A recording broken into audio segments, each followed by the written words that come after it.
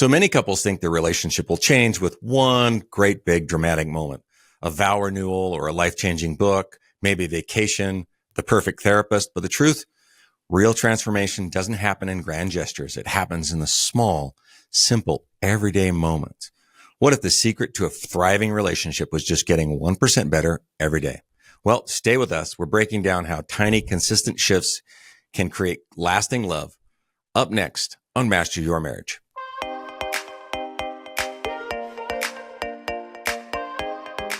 Welcome back to another episode of Master Your Marriage. Yep, we're back from vacation. We were off last week. Yep. Missed you guys, but we did get a little tanner. I think a lot tanner, but it's good because it was snowing here and we got to be somewhere warm. Warm, where we learned to scuba dive. Yeah, we got to practice scuba diving. So that's there's an episode on communication that I think we're going to dig out of the metaphor on scuba diving. we learned quite a lot. Yeah, yes, we did. Okay. We'll tell that story later, but yeah, if you've been listening to our show for a while now, you know that we always end every episode the same way. We say it's the small things done often that make the greatest impact.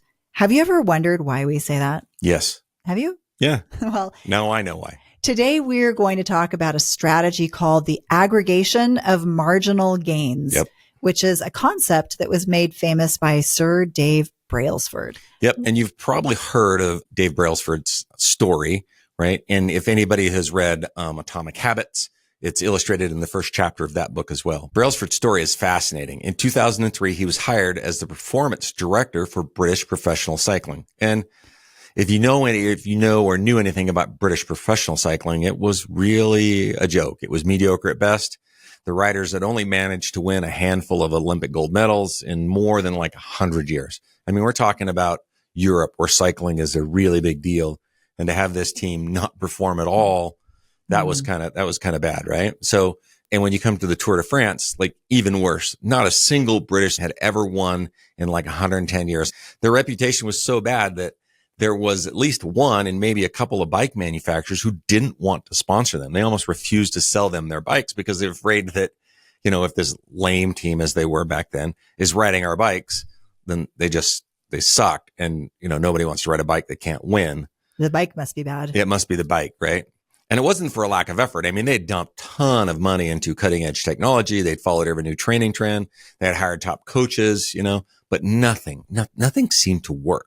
They just couldn't get the big wins. They couldn't couldn't move the needle, I guess. That is until 2003. And that is when Dave Brailsford took over. So his approach was completely different than what they had tried in the past. So instead of searching for that one big breakthrough, right, that one coach or that one thing that was going to make all the difference, he focused on tiny improvements across everything. So he said his principle was basically that if you broke down everything that goes into riding a bike, there's a lot of things. Yep. And you improved it by each of those things by just 1%, that you would see a significant increase when you put all of those things together. Yeah, the aggregation of marginal gains. The aggregation of marginal gains. That's perfect. And that's exactly what he did. He started making these small, really imperceptible changes, many of which had little to do with actually training harder. Say they looked at the bike seat, how can we make the bicycle seat more comfortable? They rubbed alcohol on the tires before some races to give them better grip, just to get the dust off, right? They had the riders wear heated overshorts to maintain muscle temperatures. And they even tested different fabrics from racing suits to decide which one worked best. And they actually found out that their indoor suits performed better outdoors. And so they switched over to those. Again, marginal gains. They messed around with which massage gel sped up muscle recovery. They changed the riders' pillows and mattresses so that they could optimize sleep.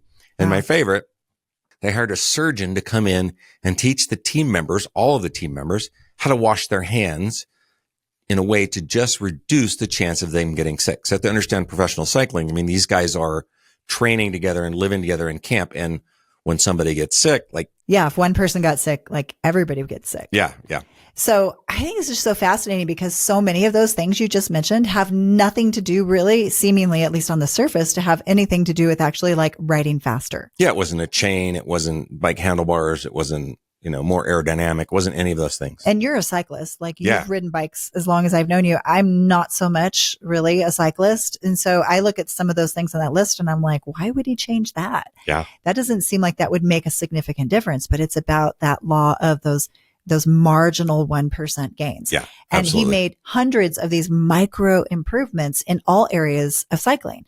And these improvements made a huge shift and it changed things really quickly. Within 5 years, the British cycling team was dominating. At the 2008 Olympics, they won, I think, like 60% of the total gold medals. And they set 9 Olympic records and they set 7 world records that year. This was within just a couple of years of making these changes. Nobody saw them coming. Nobody saw them coming. And in that same year, actually, Bradley Wiggins became the first British cyclist ever to win the Tour de France. So how did a team? Sky Cycling, by the way, I think was the name of the team. Was it? Yeah, Sky Cycling. I gotta think back. If I'm wrong, somebody tell me in the comments. So how did a team of these really mediocre athletes go from the bottom of the pile in the cycling world to what has since been called the most successful run in cycling history? Yeah. And it really came down to the small improvements that compounded over time. It was the small things done often that made the biggest impact. Where have I heard that before? Where have I heard that before? Yeah. So, it's interesting because we tend to overestimate the power of these grand gestures. We look for these big grand gestures and we overemphasize them. But at the same time, we underestimate the power of these tiny micro improvements. Why is that? Why do we all have this win the lottery sort of mentality? I've got to hit it big with this one stroke of genius or this one big grand gesture. I think we've tried that. I've tried that before, like with a gift or Christmas, like, boy, I'm gonna win it this year.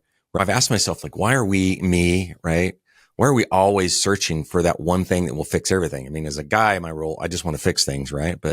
And it's common because this thread goes through everything. It goes through like starting business, or if we're going to lose weight or achieving pretty much any goal, we just like dump all of our energy into finding like this one thing. Like, what is the one thing, instead of focusing on these small daily improvements? And yet, by improving just 1%, it really seems like nothing. Boy, that's barely noticeable. I did this one thing just a little bit better, but in the long run, it's really what matters most, right? The results of consistent tiny improvements can be just astounding. When all of those things add up and stack up, you have a tremendous amount of change. In fact, let's talk about the math on that. So if you look at the math, if you just got 1%, which, like you said a moment ago, like that's imperceptible. Yeah. Most people would never even notice 1%. But if you just got 1% better at something every day for a year, 1% better tomorrow, and then 1% better the next day, 1% better the next day, by the end of the year, in 1 year's time, you'll be 37 times better at whatever that one thing is that you're doing. That's amazing. That's the compound effect. If you keep improving at a micro level every single day, a year from now, there will be a massive difference between who you are and who you would have been if you had just done nothing at all. I think people love to talk about success when you talk about people who have sold their company for $250 million or, whatever their big success moment is.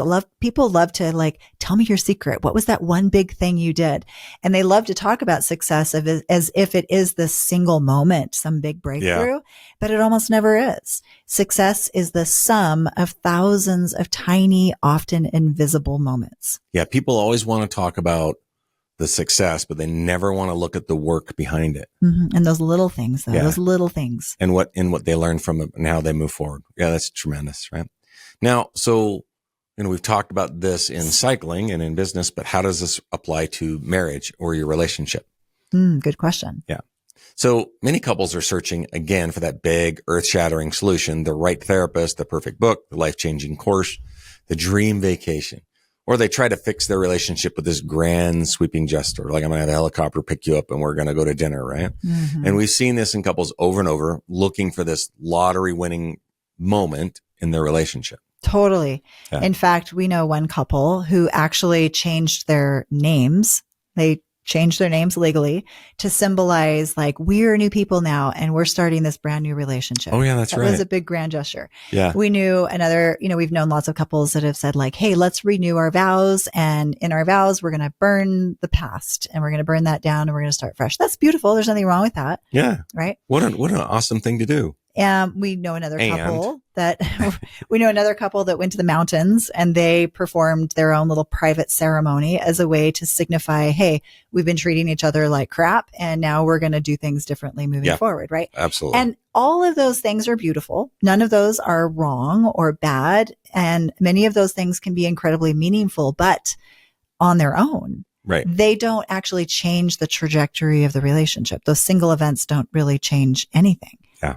Yeah. Yeah. So, these same couples that we talked about, if you followed up with them a couple years later, nothing would really be different because they're not focused on the small daily improvements, right? They're focused on the grand gestures. Right. So let's go back and talk about David Brailsford, right? How did he turn British cycling around? And he broke everything down. He looked at every aspect of riding a bike, from the shape of the seats to their immune systems and, how they wash their hands. And even if there were specks of dirt inside the team trailers. I was thinking about one of the things, they painted all the inside of the mechanics trailers white, so it would be easier to see if there was dust and dirt, which might affect the gearing, right? So along those lines, like Dave Brailsford asked, like, what goes into, being a high performing cycling team and high performing cyclists? We could ask the same questions about what goes into having a healthy, secure, and high performing relationship. Right. So Robert and I have our model for our coaching model that we use, and we have grouped everything into 4 primary categories. These 4 categories that we feel like make up a thriving, successful relationship. Yes. And each of these 4 categories, we could come up with 100 things, right? We could come up with a bunch of different things, but just to get your kind of thoughts moving along on like, what are some micro improvements we could make in these areas? The first one is self-governing. So that includes managing our own reactivity. It includes self-confronting our own role and taking responsibility. It includes self-regulating our emotions rather than just flying off the handle, right? So that would be... Yeah, I feel like it was the podcast series on that just most recently. Yeah. The second category that we look at in relationships is what we call conflict and repair. Yep. We do a lot of episodes on this, and actually going back to those episodes would give you a lot of ideas on how to become 1% better. But, looking at conflict and repair, we would look at like, how do we handle disagreements? How are we actually making amends, forgiving, repairing? The third category we have is friendship. Friendship is the foundation of emotional intimacy and connection. It's everything. So how could we become better in our friendship? And then the fourth category we look at in our coaching model is having shared meaning systems, right? Because shared meaning systems is what gives your relationship deeper purpose and a vision. And it's what unites us together. And it creates so much more richness and fulfillment in our relationship. It drives our common goal. Yeah. So these are the areas, right? Not these grand gestures, but these are the areas where these small, consistent improvements really add up. Yeah, absolutely. When I think about this marginal gains, like this aggregation of marginal gains, it reminds me of a friend and colleague I have who's a neurosurgeon, and he runs arguably one of the more successful practices in the state. And I love his perspective. And one day we were talking and he said something that just stuck with me. He said it, and it hit me so hard that I actually wrote it on a sticky note, and it sits next to my computer. And, my handwriting is not great. Maybe it's secret code, but you can read it. Yeah, but I can read it.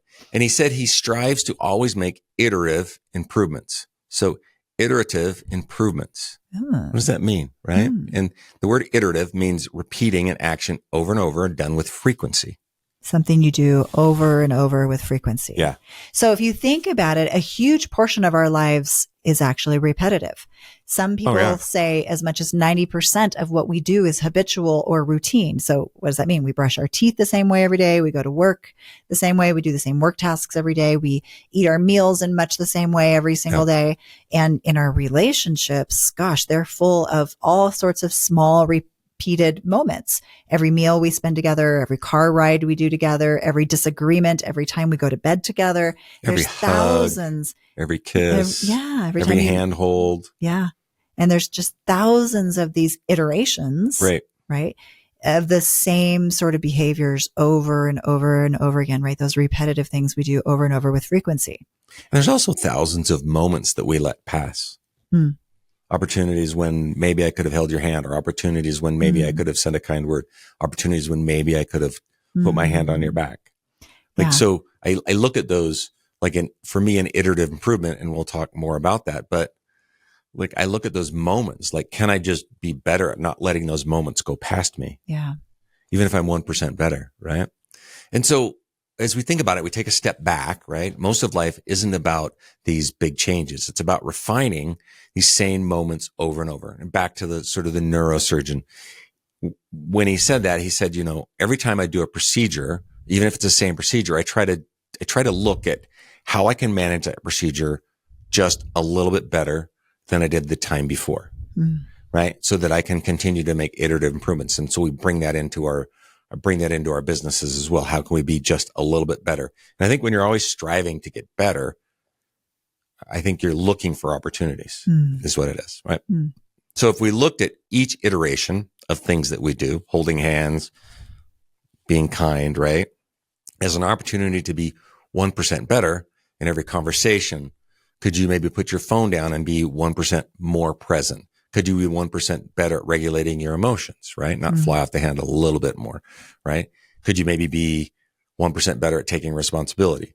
Could you be a little bit better at tolerating alternative viewpoints, right? Could you be 1% better at attuning to your partner and truly listening to them in a way where you're not thinking of your comeback, but you're really just curious and trying to understand? Oh, could you be 1% better at being curious? Right. What about being 1% better at accepting influence? Yeah. Could every iteration of a disagreement, because, we know based on the research, every couple has disagreement. 69% of those disagreements are perpetual over and over and over again. What if each one of those iterations was just improved by 1%? How about you appreciate your partner 1% more today, 1% more tomorrow, and then 1% more the next day? Yeah. Could you love each other just 1% better? Every day. Yeah. As I was thinking about sort of iterative improvements, and of course, we're recording this in the first part of the year, and we've just done our values and goal setting for the year. And, we also did a course on that as well. And so one of the goals, and I'll just share this. One of my goals was I wasn't feeling maybe as connected, to my kids, especially my adult children. And I was lazy about it. I was thinking to myself, like, well, I hear, Charlotte keeps in really good contact with them. And so I'll say, hey, what's up with the kids? And so I had let the responsibility of maintaining a better connection with my children, which I love and I want to do better at it, right? I'd let that sort of lapse into just Charlotte managing that, when it's up to me. It's my responsibility to be a better person, a better dad, a better father. And I need to be able to maintain that connection. So one of the goals I set was I'm just going to be better at connecting with my children. And so I set a goal, and, we're only maybe 6-8 weeks into the year, but I'm just working on small changes. It's not every day. I told myself I'm just going to once a week, I'm going to reach out and I'm going to personally just start a conversation with each of them individually. My married children, their spouses, my son who's not married, his girlfriend. Like, for me, it's important to just continue to connect. 1% better. And can I get 1% better at that? So I'm not trying to change the world, and it's been great. I've actually connected on a deeper level with, two of my kids than I had before. And so just think about that. Like, you just have to start. That's the hardest part about doing anything. Just pick something small, and then just see if you can consistently do that, and then see the results for that. Right. I love that. So here's our challenge to you.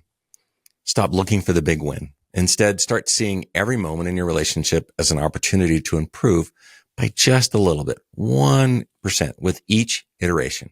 Over time, those 1% improvements add up. A year from now, your relationship could look completely different, not because of one grand moment, because of thousands, hundreds of thousands of small intentional moments. The beauty of this approach is that you don't have to get it perfect. Yeah. Right? You just have to try to get a little bit better each time, each iteration. Right? So think back to David Brailsford and his cycling team. They didn't become champions overnight, but it was the accumulation of small strategic improvements, retweaking the bike seat, right? Fixing the nutrition, improving sleep habits. And when they did this over time, it led to extraordinary results. Your relationship works the same way. Every small effort, every mindful choice, every 1% shift moves you in the direction of something stronger, something healthier, and something more connected. And if you're really interested and you don't know where to start, we've got over 100 different podcasts. I bet if you listen to one of those a week, you'll probably come up with an idea about where your 1% can come from. I love that. So true. And just pick one. Just pick one and then work on it. Not about doing it perfectly, just doing it a little bit better. Yeah. So instead of searching for the big win, start noticing what are the small moments? What are the little improvements that I could make today? Because that truly is where real transformation happens. So that is going to be a wrap for this week's episode. Remember, be kind to each other this week. Put each other first. And now you know why we say it. Remember, it's the small things done often that create the biggest impact. Until next time.